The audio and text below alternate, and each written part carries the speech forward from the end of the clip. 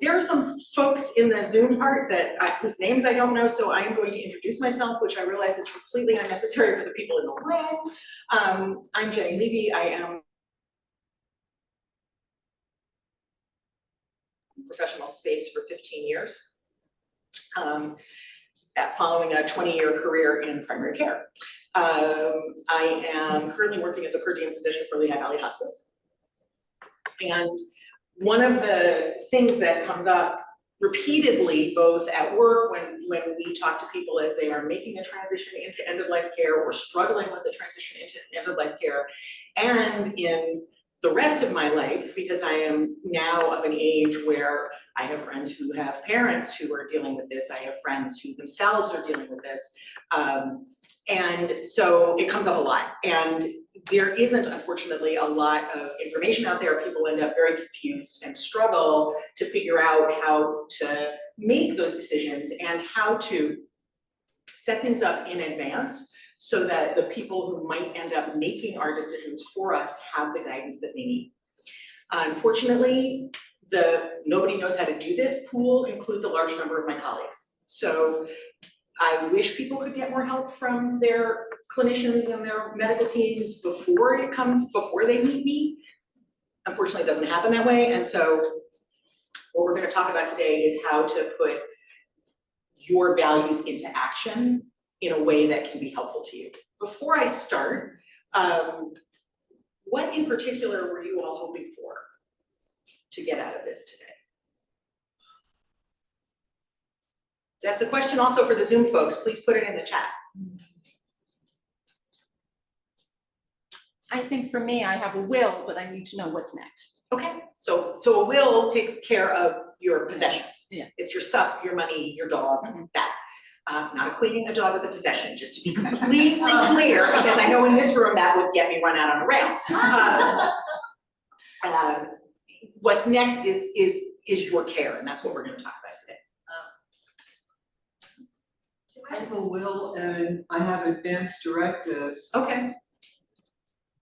But I'm just open for more information Okay. because I don't know if it's enough. Okay. Tell me when you say you don't know if it's enough, Mary Lou, say more. Well, who will handle it Got it. if I'm incapacitated? Got it. Right. Okay. So we will definitely talk about that. We will talk about the different kinds of advanced directives, what the purpose of each one of them is, and how to think about how to execute them, and then what to do with them once you've done them. Anything in the chat? None at the moment. Oh, I'm sorry. No, that's okay, I just raised my hand. Okay. I'm trying, I have family issues that are problematic, and I'm trying We're to. not alone. I know, it's the human condition, but I just had a nice visit with my nephew's family, despite its some issues, but I guess one of the things is, can I do this thing online or the free stuff, or should I pay for it? Okay, that's a really good question. I think we will get to all of those. There will definitely be time after I finish going through the slides where any other question, we can talk about things and talk about other questions, so. Wilma had a question. What documents have to be in place if seriously ill?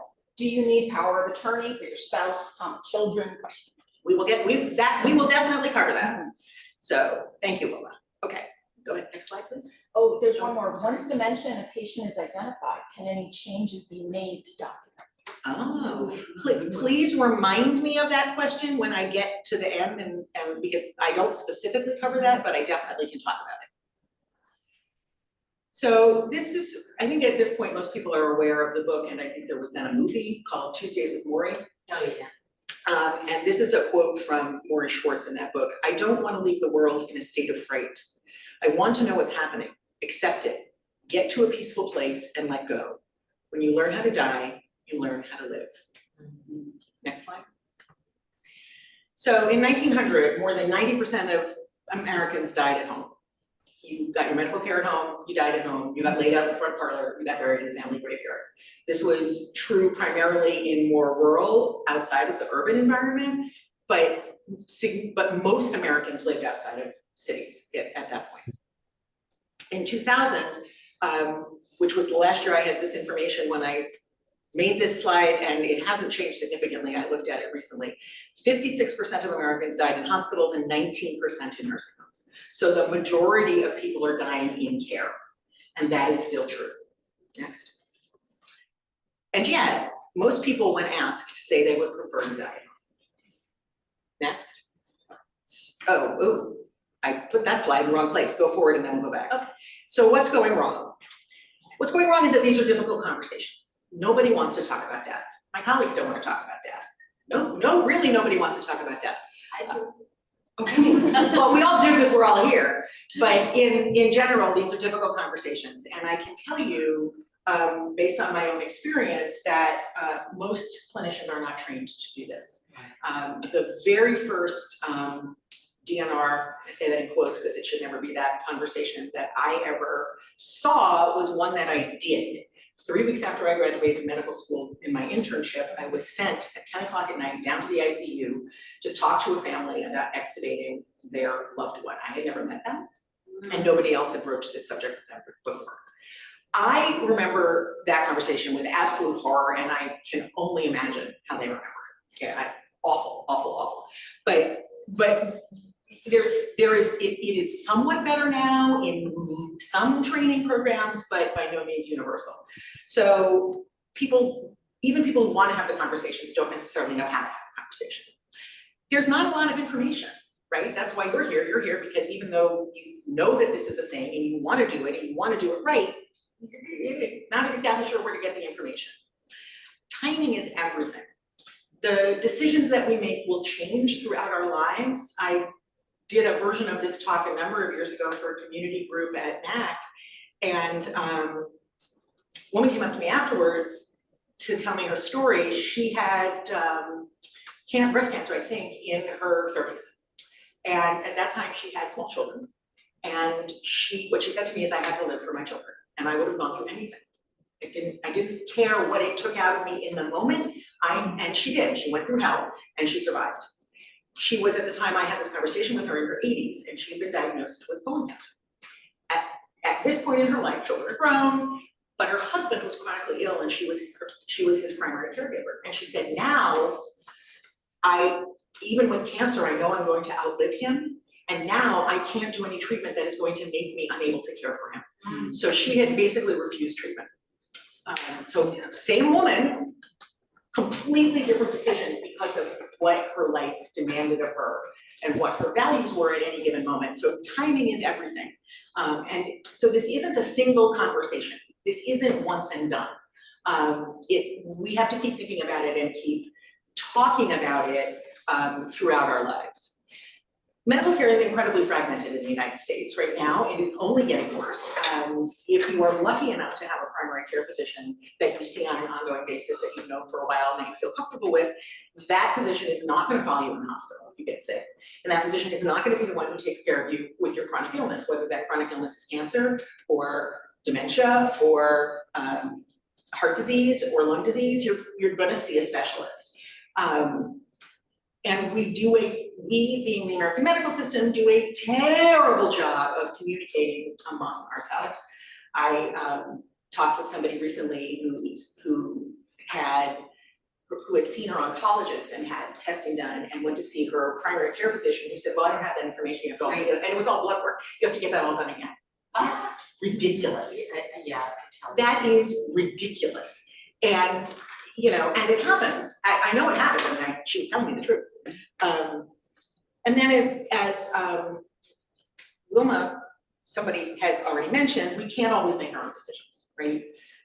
We end up sometimes, unfortunately, in a situation where we don't have the capacity to make our own decisions, and therefore we need to put something in place.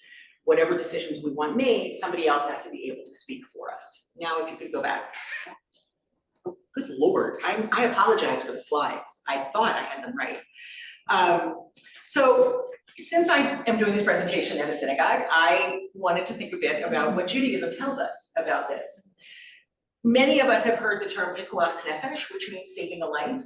And the Talmud says that you can break any commandment in the interest of saving a life. If you have to eat pork or you'll starve, you eat the pork. If you are a physician and you have to drive on Shabbat to save a life, then you drive on Shabbat and you do anything to save a life. And some people through the centuries have taken that to mean that it is the saving of the life that is the highest priority and the highest value in Judaism. And that we should always act to sustain and continue life, prolong life. There is also, and I didn't put it on this slide, there is also in the Talmud a discussion about a gosses. And a gosses is somebody who has entered the dying process and inevitably will die. And the Talmud says we are forbidden to interfere with that. And the example they give is that if a person has become a gosses and they have entered this process and you want to adjust their pillow, but by adjusting their pillow you would prolong their life, you can't do that. Well, that's interesting. Those things seem to be somewhat in conflict with each other, or they at least leave space for interpretation. And I read an essay by David Teutsch of the Reconstructionist Rabbinical College that really, really resonated with me. He raised two other fundamental principles of the way that we approach the value of life in Judaism. One is kavod, dignity. That is the highest value of our lives is dignity. We must honor the dignity in others. And we certainly can make our own decisions about what dignity means to us, but that it is clear that kavod is a way of thinking about quality of life in Jewish thought. And then there's acting l'tovata, in one's best interests. We get to decide, or according to David Teutsch, who I agree with, we get to decide what's in our own best interests. And the example that he gave in the essay was a woman with ALS who had reached the point where she could not swallow. Now, Pikuach Nefesh would tell us you put the feeding tube, right? That'll save the life. But kavod and l'tovata tell us that if she feels that takes away her dignity and is not in her best interest, then she gets to say no. That is where contemporary Jewish bioethics has landed across all flavors of Judaism, with the exception of the very, very right-wing Haredi Israeli group and some Hassids, which are small, in this way of thinking, very small fringe segments of Judaism. Modern Orthodox bioethics firmly supports compassionate end-of-life care and refusal of treatment or withdrawal of treatment if in the interest of kavod and l'tovata. And modern Orthodox thinking, to veer a little bit off of end of life, modern Orthodox thinking also supports access to a full spectrum of reproductive health care.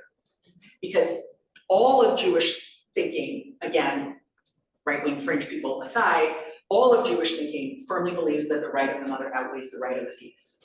That is absolutely universal. And in fact, one of the lawsuits against one of the very restrictive abortion laws in the Midwest has been brought by a group of Orthodox women on the grounds that the law prohibits them from following their religious teachings.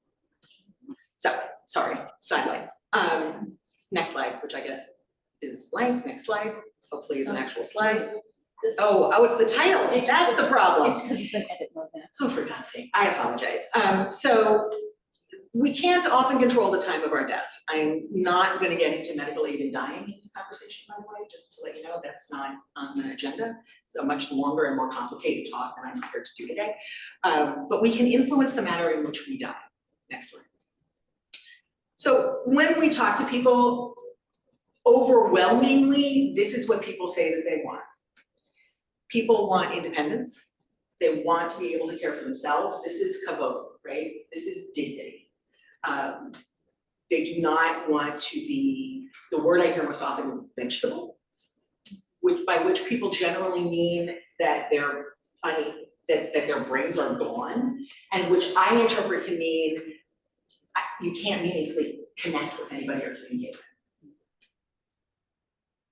them. They don't want to be in pain. When people do ask me about medical aid in dying, which is not legal in Pennsylvania, and I say, you know, tell me why you're asking, tell me what you're afraid of, 9 times out of 10 the answer is pain. And I can in absolute sincerity and complete honesty tell them I can always fix pain. I can There is no reason anybody should have to die in pain unless there's a competing value that has to do with the effects of the medication, but pain can be treated, all pain can be treated. People want to be with their families, they want time with their families. People generally, many people, I wouldn't say all, certainly not all, maybe not even most, but many people want to have the opportunity to say the things they need to say, that they may not have said through their lives. I talked with a friend yesterday who was on her way to Florida to see her older brother who was dying, and she said, what do I say to him? And I said, well, what haven't you said to him yet? And interestingly enough, she said, oh, I said that. And I said, you did? And she said, absolutely. This is an older brother, deeply, deeply important in her life. And on her 40th birthday, she called him and said, this is what you did for me, and thank you. And I said, well, you are very unusual because most people don't do that. And many do want to do that at the time that they die. They want comfort. And I put comfort separately from pain because it's not exactly the same thing, right? We can be pain-free without being comfortable. And one of the things that I talk to people about is what does comfort mean to you? We, and by we, I now mean people practicing in end-of-life care and palliative and hospice medicine, often think that we know what a good death looks like. And one of the things that I learned fairly early on is that I can't say what somebody else's good death would look like any more than I can say what somebody else's good life should look like. That's not for me to decide. And that really forcefully came home to me when I listened to a colleague describe his father's death with his whole family surrounding his bed and everybody there, and he opened his eyes and he saw them all there and grinned, smiled this wonderful smile. And I thought of my father, and I thought, for my father, that would have been hell on earth. For my father to become conscious and realize everybody was standing around looking at him in a hospital bed, my father died by himself. For my father, that was a good death. For many people, it would not seem like a good death. And so that's what comfort is, very individual. Next slide. So what are your rights? This is in the United States, okay? I cannot speak to medical ethics anywhere other than in the United States. They are culturally dependent. And while we do have cross-cultural differences in the US, there is a standard for medical ethics in the United States that is where the legal rights come from. All competent adults in the United States have the right to refuse any and all medical treatment at any time. That is bedrock law. Nobody has the right to tell you have to do anything with your medical care if you have the capacity to make your own decisions. I'm going to use capacity and competence interchangeably. Legally, they are not interchangeable, but we're not going to go into that today. All competent adults have the right to stop ongoing treatment at any time, at any time. From an ethical standpoint, in academic medical ethics, there is absolutely no difference between choosing not to start a treatment and choosing to stop a treatment. So there is no difference between saying, do not put me on a ventilator, and saying, take me off the ventilator that I'm already on. Those are ethically exactly the same thing. I can tell you from both personal and professional experience that they do not feel the same. And one of the benefits, or one of the things that I feel very strongly about, is that doing this kind of planning and documenting it the way we're going to talk about is a huge gift to the people who are going to have to make your decisions. Because there is really nothing worse than having to make these decisions in a vacuum without knowing what the person what the patient would want. And that's why people feel guilty. That's why people feel like they're pulling the plug, right? And that they have been the instrument of ending their loved one's life. If they know that this is what their loved one would have wanted, that takes an enormous part of that burden off of them. Next. So how do we get there? You have to be informed, which we're going to do today, at least in part. We have to reflect on our own values, and I'm going to talk more about that. Once we've figured that out, we have to talk to our families, our loved ones, our families of choice, the circles of care that surround us. We have to put it in writing, and we have to talk to our doctors. Next. So be informed. This is about, this is formatting because of switching to Google Slides, I think. Okay. So you're gonna unfortunately have to ask for specific information. Most of my colleagues are not going to give this information in a way that's going to be easily accessible or comprehensible. They're gonna talk about response rates, they're gonna talk about potential for cure, they're gonna babble numbers and statistics at you. And this is very well meaning, okay? In no way am I trying to vilify my colleagues. This stuff is really hard. And when you live and breathe something, it makes sense to us, and we don't think about the fact that it doesn't make sense to other people. I have always thought I do a much better job than most of my colleagues about this stuff. And a few years ago, a friend of mine was talking about her daughter who was in the emergency room, and I asked her something, and she looked at me and she said, Jenny, laceration is not a word normal people use. I do it too, we all do it. So you're gonna need to ask, and when you're looking about treatment for chronic illness, and I'm including cancer in that bucket, you need to talk about what are the likely benefits of treatment, not possible benefits of treatment, likely benefits of treatment. Like in your experience, what usually happens? What are the likely side effects? Again, in your experience, what do you see most often? So to pick a completely random example, let's talk about statins. Okay, they're a low cholesterol lowering drug, very widely used. Cardiologists think should be put into the water supply, I'm not joking. And if you come to me and you say, what are the likely benefits of that treatment? My first question is, have you had a heart attack or stroke? And if the answer to that is no, then the likely benefit is that you can reduce your risk of heart attack in the next 10 years by 50%. The next question is, what's your risk of heart attack now? Because if your risk of heart attack in the next 10 years is 1%, you can reduce it to 0.5%. How much of a benefit is that really, right? What are the likely side effects? If you ask me, I am gonna tell you that fully 50% of my patients on statins have significant side effects, and fully 1/4 of them need to stop, right? And the most common side effects have to do with pain and tingling and discomfort, but include cognitive dysfunction, include brain fog, and depression. And I've seen all of that. And then I generally suggest that you ask, what will my life look like if I do this? And this is more significant for cancer treatment, I think, or for transplant, or for, I wouldn't ask that question about going on a statin. I would ask the first two, but I wouldn't ask the third one. But any treatment for a potentially life-limiting illness that carries a significant risk of side effects is worth asking, what will my life look like? We can operate, we can take that cancer out. Okay, what will my life look like if you do that? Oh, well, you'll take prostate cancer. Well, there's about a 70% chance that you'll be impotent and about a 50% chance that you will have significant urinary incontinence. Oh. May very well still be worth it. I'm not saying it's not, but that's a question we need to know the answer to. And then ask about alternatives, right? What does it look like if I don't do anything? What's gonna happen if I don't do anything, right? So I have a friend, one of my medical school classmates, we're still talking about prostate cancer, one of my college classmates, he's a lawyer, not a doctor, who was diagnosed on the basis of PSA screening about 4 years ago with prostate cancer. They're not doing anything. It's watchful waiting. So what will happen if I don't do anything? And then what will happen if I just treat the symptoms?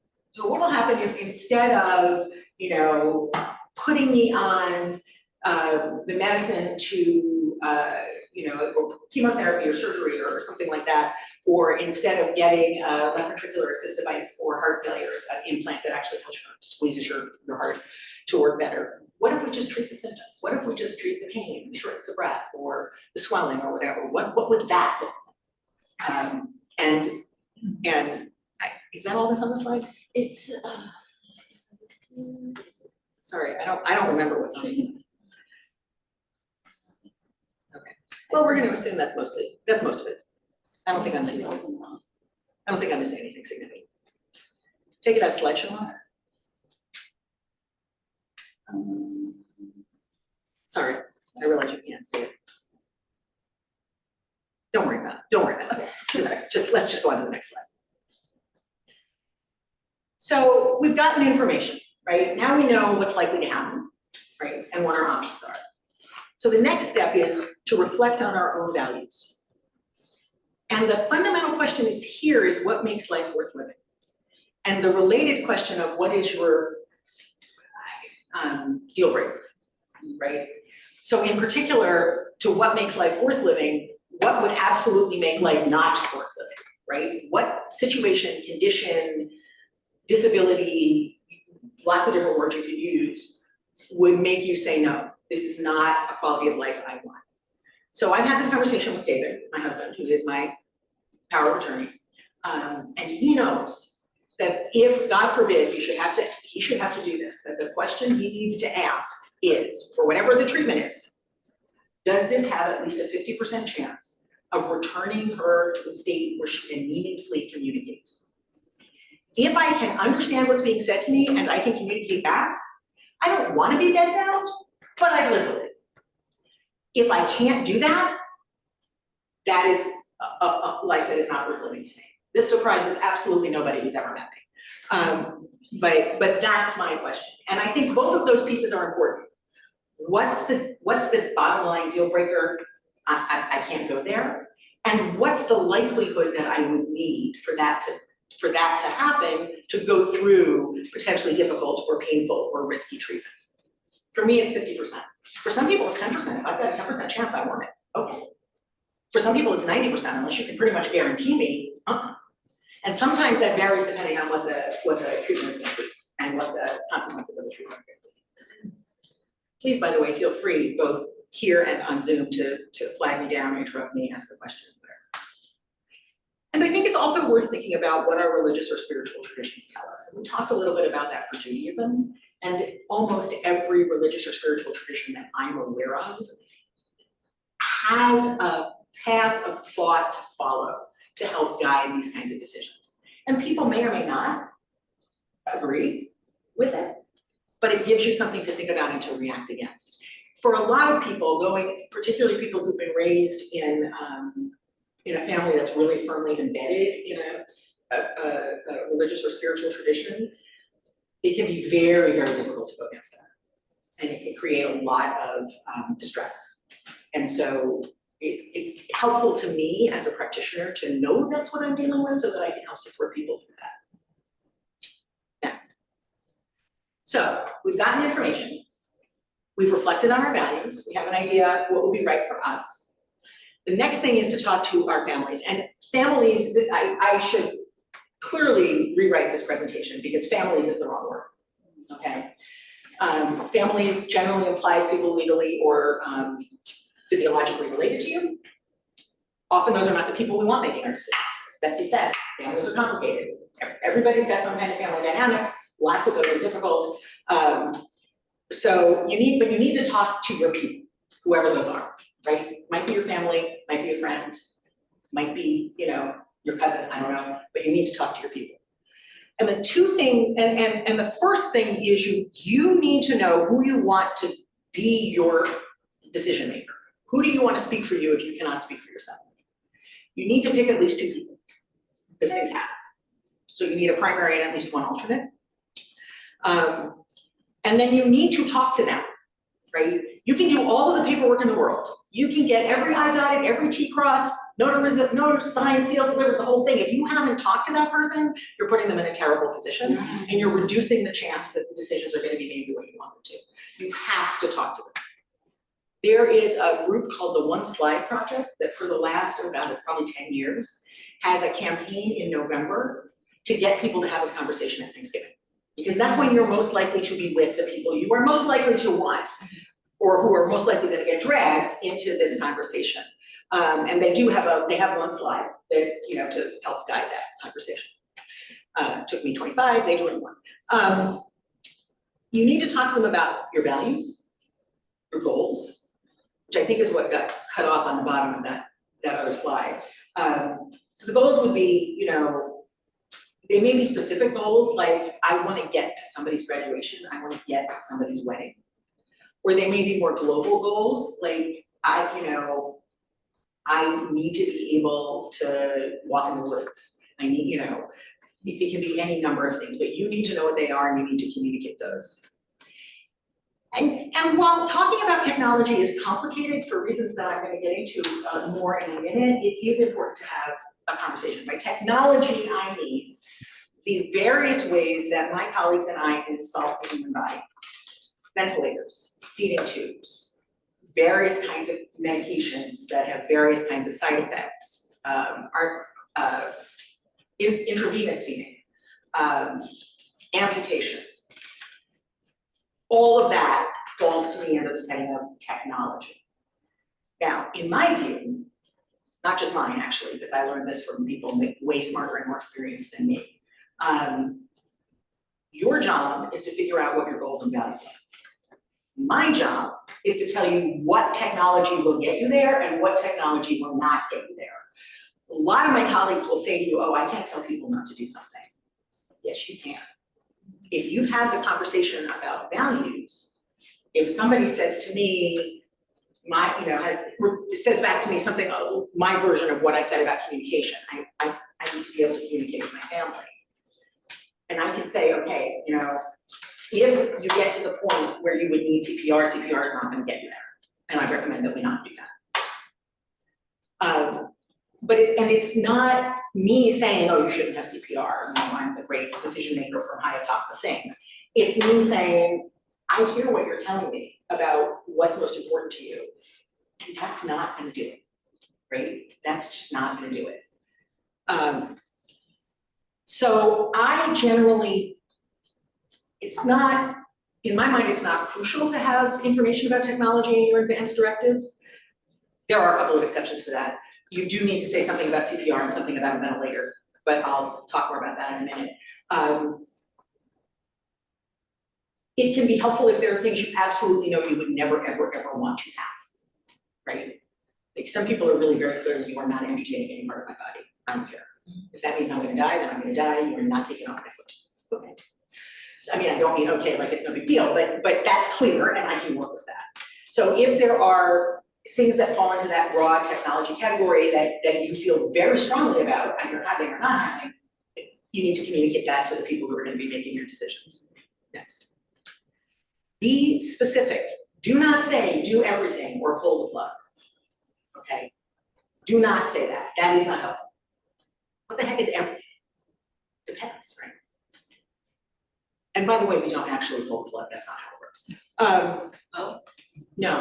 No. When people talk about that, they're mostly talking about ventilators. And we disconnect the person from the ventilator. Like we take the tube out that has been in their throat. And when we do that, before we do that, we give medication so that they do not experience shortness of breath and they do not experience pain.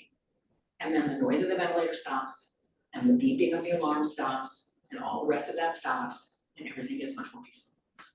It is actually a really, really peaceful experience once you get the ventilator over. But I've never, ever seen anybody actually pull a plug. Hate that term. And as we said, you tell, hello. Hi, I'm the pianist for theater. Oh, I think you're looking for the music, right? That's on the far side. Other side, right? That's okay. I can go through this hall. It's an outdoor walkway. Oh, thank you. Realize we ordered a pianist. And this is to go have the conversation that we just talked about. What outcome is worthwhile and what is an acceptable quality of life? And you be able to communicate that to the people who are going to be making your decisions. Next slide. And then you have to put it in writing. This is where we get to advanced directives. So there are basically two kinds of advanced directives. There's a living will and a healthcare proxy. Okay, healthcare proxy is also called a durable power of attorney for healthcare. The living will says, this is what I want. The proxy says, this is who is making the decision. In Pennsylvania, you have to have both. You have to have both because the legislature of the Commonwealth of Pennsylvania, in its infinite wisdom, has decreed that artificial feeding and fluids is separate from all other medical decisions.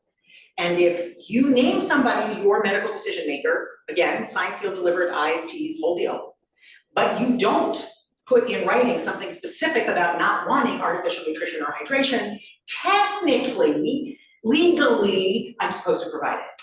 Now, I have never, ever seen anybody actually do that. I have never seen somebody force a feeding tube or IV fluids on somebody over the objections of the family. The problem sometimes comes if the family doesn't agree. And there either isn't a designated decision maker or there isn't language about the feeding tube, and in that case, to cover my own butt, I have to do it. So if you feel strongly about that, that has got to be, and honestly, everybody I've ever talked to actually does. Some people feel strongly that they want it. Many people feel strongly that they don't. Either way, you gotta put it in writing. And that goes in the living will. And in the healthcare proxy form, it's also worthwhile writing in, and you can just write this by hand on whatever form you have and initial it, it is able to make decisions about artificial nature, very specific language that you are giving them the power to make that decision. Again, I've never seen anybody actually act on that piece of legislation, but in the current climate, I wouldn't want to risk it. So the 5 wishes, and I should have brought some with me, I apologize that I didn't, but I'm certainly happy to provide them for anybody who wants one, I have a bunch. The 5 wishes is a document that is both a living will and a durable power of attorney for healthcare. So it covers 5, surprisingly, 5 wishes. The first is who do I want to make my decisions, and that's the power of attorney. The second is what do I want them to decide, and that's the living will. And it takes you through several different scenarios with options about what you would want or not want, and then there's also a space for writing in your own specific wishes. The third is what does comfort look like? How do I want my pain to be dealt with? The fourth is how do I want to be physically cared for? Do I want fragrant oil? Do I want music? Do I want prayers? A bunch of things. And the fifth is what do I want my family to know? And there's a list of things that you can either check off or cross out, when my mother filled it out. There in that fifth one of the things is, I want my family to forgive each other and come together. She crossed that out. And it didn't. She met her family. She knew it was unlikely. But yeah, so I like the 5 wishes for several reasons. One is that it gives you both the documents you need in one nice, tidy little package.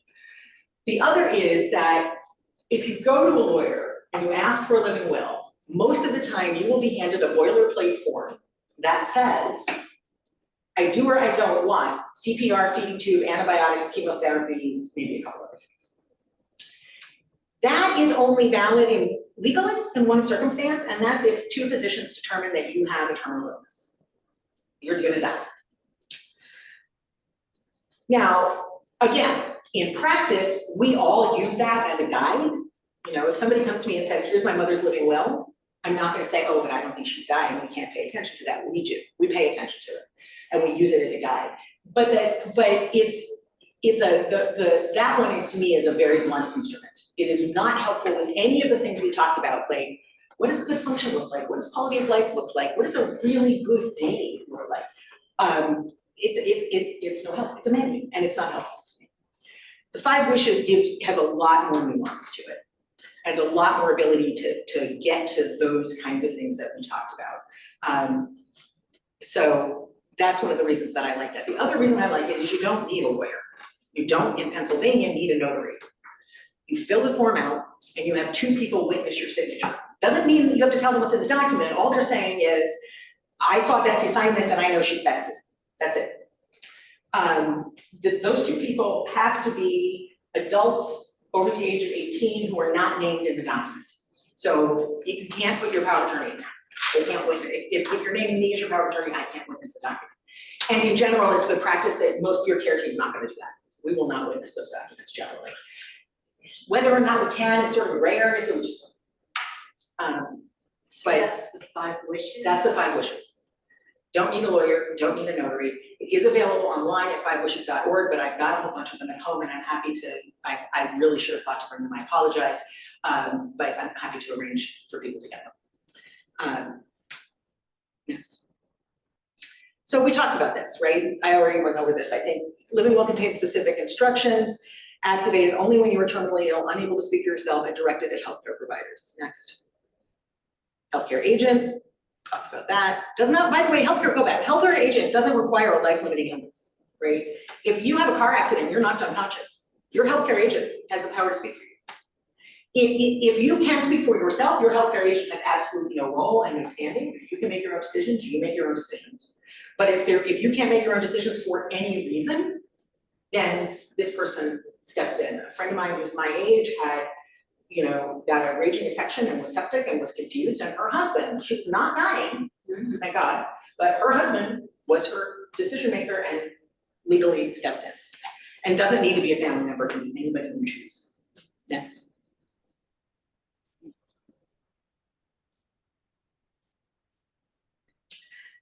So the healthcare agent should be making decisions as you would make them, and I went over this, go on, can make any decisions about initiating, withholding, or withdrawing medical treatment except, it's coming, refusing artificial nutrition and hydration because the Commonwealth of Pennsylvania, not just the Commonwealth of Pennsylvania, also the state of New York and someplace else that I can't remember off the top of my head. Next. So what artificial nutrition and hydration means are IV fluids, feeding tubes, and IV nutrition, which we call TPN, total parenteral nutrition. Next. So this is the 5 wishes. I think I've gone through all of these. Next. Yep, next. Okay, once you've done them, okay, you keep the original. Do not put it in a safe deposit box because anybody who needs it is gonna need it at 3 o'clock in the morning. Whoever is named in that document needs to know where it is and needs to have a copy. It's best if they can produce the original, but they need a copy just in case. And all 3 people, if you do the 5 wishes, and not just the main person. And your physician, your treatment team, the people who are providing your medical care need copies. So when you fill the thing out, take it to Staples or wherever, make 10 copies, and every time you go to the doctor, go to the hospital, go to wherever, take one with you and say, you need this. Technically, for example, if your primary care physician is a Lehigh Valley Hospital physician and you take this document into their office, they say, thank you very much, I will scan it into your chart. In theory, it should be available to anybody who logs on to your chart. In reality, take it every time you go. Just trust me. Because for reasons I do not understand, that does not happen. The hospital, by the way, their federal law passed in the 1990s requires that the hospital ask everybody admitted to the hospital if they have an advance directive. So somebody's gonna ask you, probably someone who's doing a little admissions thing on the computer when you're sitting there in the emergency room. Give them the document. Next.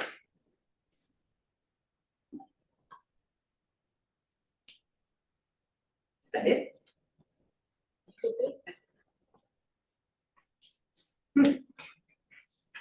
Oh, yes, that is it. Okay, so we'll turn the slides off, and there are some other things that I would like to say. One, in answer to the specific question that was asked about dementia. So somebody at the beginning said, if somebody has a diagnosis of dementia, can they still make their own decisions? Yes. A diagnosis in and of itself does not rob people of capacity. The disease ultimately is likely to rob people of capacity, but the diagnosis does not. So my mother, for example, filled out her 5 wishes about 6 to 8 months after she officially received a diagnosis of Alzheimer's disease. She absolutely could make her own decisions. She might not have been able to tell you where her car keys were at any given moment, but she absolutely knew her values and understood the questions that were being asked. The determination of whether or not someone has capacity to make their own decisions really rests on the understanding of whether they understand the consequences of that decision. And there are tests that we do and things that we do and questions that we ask to figure that out. But somebody early in their dementia journey almost always still has capacity. Certainly with Alzheimer's, and probably with most other forms of dementia as well. One of the things that really bothers me is the assumption that we make, and again, we being the American medical system, that people lose their capacity either by virtue of their diagnosis or by virtue of their stage of disease. I cannot tell you the number of times that I have looked at a patient who's been admitted to hospice and looked at the consent form that we are legally required to have you to sign and found it signed by a family member. What's wrong with the patient? Oh, nothing. They made the decision. Why didn't they sign the document? Oh, talk to the daughter. That's not how that works. People have a tendency to just make inappropriate assumptions. So sometimes you have to stand up for yourself. The other thing I want to talk about is just in the interest of talking to you about every possible form that you might run into. These are documents that I think everybody should do. Okay, if I could have gotten my daughter to do the 5 wishes before she went to college, I would have, she refused, I tried. Everybody should have a living will and a durable power of attorney for everything. People who have a serious or potentially life-limiting illness might want to consider a third document, which is called a POLST, P-O-L-S-T, Physician's Orders for Life-Sustaining Treatment. A living will is a guiding document. Okay, a living will says, I sit down with somebody whose mother is, in the ICU, and we have the living will, and we sit and look at it, and we use that as our guide to make decisions about treatment. But none of those decisions can be acted on until we've had that conversation, and then I put them into place. I write orders, which is what it's called. I don't like that, but that's what it's called. And say, we're doing this, we're not doing this. All right? Nobody else can follow that living will, right? If you call EMS is a living will say, I can't pay any attention to that. And they're going to be legally obligated to do some stuff you might not want them to do. So the POLST is a clinician's order. It can be signed by a physician or a nurse practitioner.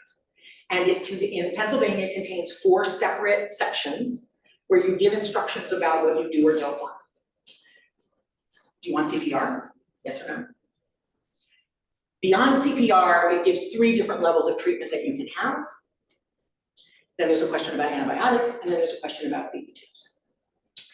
You fill that out, you sign it, I sign it, that's an order. You take it to the hospital, you get admitted to a nursing home, you show up at urgent care, they have to follow that order. Paramedics, paramedics technically need a separate document called an out-of-hospital DNR, which honestly, you don't need unless you're on hospice or in that setting. But every time I've been involved where paramedics have found the POLST, they've called the emergency room that's supervising them in the emergency room and said, do what it says. So it'll get you there. The POLST in Pennsylvania is bright pink. It's about the color of my hair. In New York, it's bright green. In every state, it's bright something. It is a neon bright color. And the reason for that is that you fill it out, you keep the original, and you put it on your refrigerator. You put it on your refrigerator because pretty much everybody has a refrigerator. And when paramedics walk in the house, they look at the refrigerator. If they see bright pink, they know. They go and grab that. So again, not in the safe deposit box. Lehigh Valley used to, I don't know if they still do, give people a these are your important documents folder and tell people to put it in the freezer. That's fine, but don't put the POLST there because it really needs to be visible, and on the refrigerator is where they'll look for it.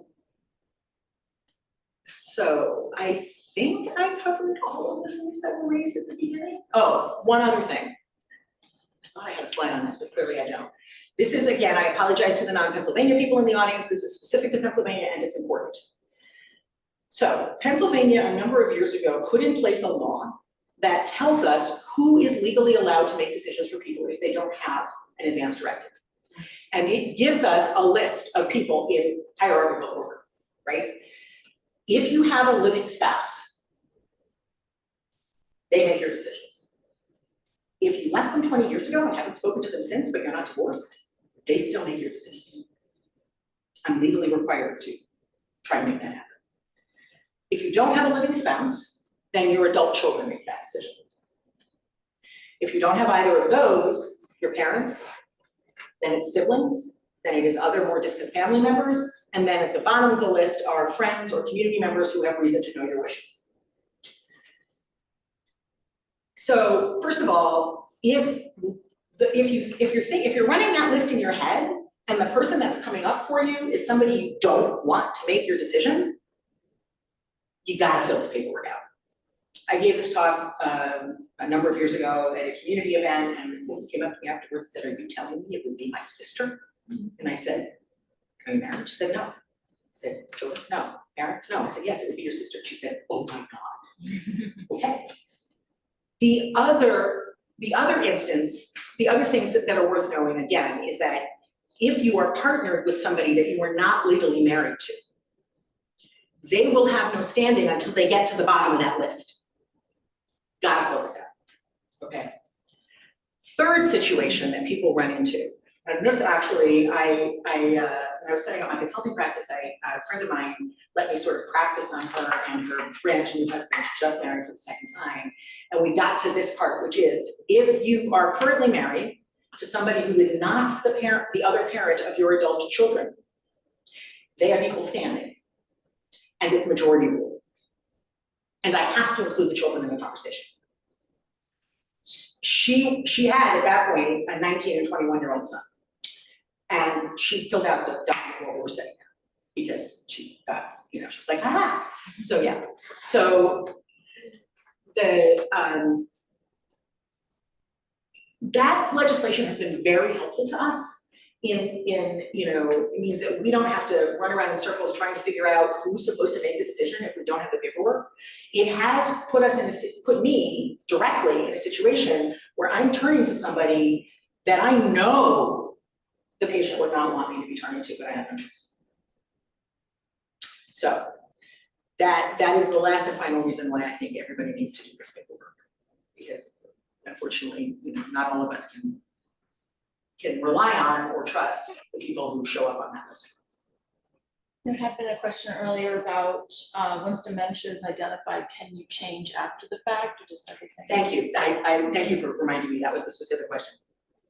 So in Pennsylvania, again, specific to Pennsylvania, anybody can revoke their advance directive at any time, regardless of their competency. Personally, I think this is dumb, but I am not in the legislature. So anybody can revoke their advance directive at any time, regardless of their competency. What I said before about people with early and mostly moderate dementia having capacity means that, yeah, they have capacity and they can change their advance directive the way anybody else can change their advance directive. But even without capacity, they can revoke it. They can't, I wouldn't let them fill out a new one. But if, for example, somebody had previously filled out a post that said they didn't want CPR and they said, oh, I changed my mind, okay. I'm not allowed to assess their capacity and say you don't have the capacity to make that decision. You changed your mind. CPR, we treat CPR differently than we treat any other medical intervention in this country. There is no other medical intervention that I am forced to offer, regardless of whether or not I think it's appropriate or valuable. There is no law, statute, ethical precept, or anything else that can force me to give somebody penicillin if they come in with a broken leg. Wouldn't be appropriate. I just don't do it. I don't offer it. We don't talk about it. It's not a thing. For reasons I kind of understand, don't completely understand, CPR is different. In the United States, the legal and I guess ethical assumption is that everybody wants it and everybody should have it unless they specifically say that they don't. The problem with that is that the efficacy of CPR, the effectiveness, I don't like efficacy, the effectiveness of CPR varies widely depending on the situation in which it is applied. If you fall down in front of me with a heart attack, I can save your life. And I can save your life with a pretty much 90% chance that you will come back and be yourself. Your brain will be intact, you'll walk out, not out of here, but out of the hospital, and you'll look fine. 90% chance. If that happens in the hospital, that goes from 90 to like 98, right? If you fall down in front of me and you are dead because you have advanced cancer, the chance that you are going to get up and walk out of the hospital looking like yourself is essentially zero. Same procedure, completely different outcome. One of the things that makes this conversation difficult, there's a study in the New England Journal of Medicine in the 90s that looked at the rate of, if you define effective CPR as a complete recovery, okay? Complete recovery. They looked at ER and Rescue 911, so a scripted show and a reality show that were on television at the time that showed lots and lots of episodes of CPR. Want to take a wild guess as to the percentage of effective CPR, complete recovery after CPR in those shows? Well, yes. 90%. Not quite that bad. 75. 75. As I said, that is not true. In the real world, that's not how it works. So people have, you know, I mean, I can't tell you the number of people I've talked to who say, oh, I don't ever wanna be on a ventilator, but I want CPR. And don't understand that if you survive your CPR, you are going to be on a ventilator, there's no way around that. There's no way around that. So my usual approach to that is say, okay, what do you think about CPR? Oh, I want CPR, okay, tell me what you think that's gonna look like, tell me what you think is gonna happen. Almost always no understanding of the situation, and the majority of people change their minds with better information. But not because I'm trying to get them to change their minds, I'm not, you know, that is not my job. My job is to tell you what technology will help you reach your goals. My job is not to tell you what technology is right for you a priori, because I don't know that. Okay. Other thoughts or questions, things I didn't cover, things I went by too fast?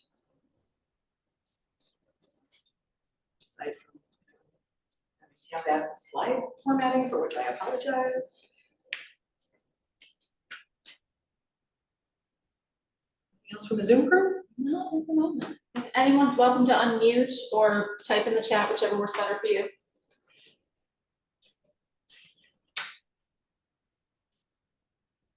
And I will send the recording to everyone who registered with the links to the 5 wishes and anything else. And actually, here's the other thing, but also please send them my email address. Oh, And I'm happy to mail you a 5 wishes or drop it off at your house or figure out a way to get it to you.